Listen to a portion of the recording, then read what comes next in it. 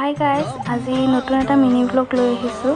আশা কৰোঁ আপোনালোক সকলোৱে ভালেই আছে। আজি বিশ্বকৰ্মা পূজা বুলি ঘৰতে ধূপ চাকি জ্বলাই ল'লোঁ।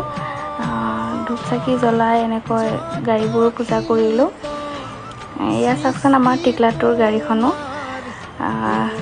তাৰপিছতে মাহঁতে প্ৰসাদৰ যা যোগাৰ কৰিলে, আমিও খিচিৰি যোগাৰ কৰি তাৰপিছতে আমি আকৌ এঠাইলৈ ওলাই আহিছোঁ।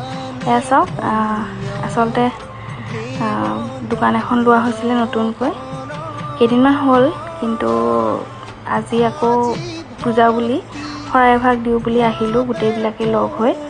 তাৰপিছত তাতেই আহি এনেকৈ শৰাই এভাগ আগবঢ়াই পিনে আমি গোটেইবিলাকে প্ৰসাদ খালোঁ। খাই কৰি তাৰপিছত আকৌ ঘৰলৈ উভতি আহিলোঁ আমি গোটেইবিলাকে। এয়াই আছিল আজিৰ দিনটো, সৰু এটা ব্লগ। আশা কৰোঁ আপোনালোকে সকলোৱে চাই ভাল পাব।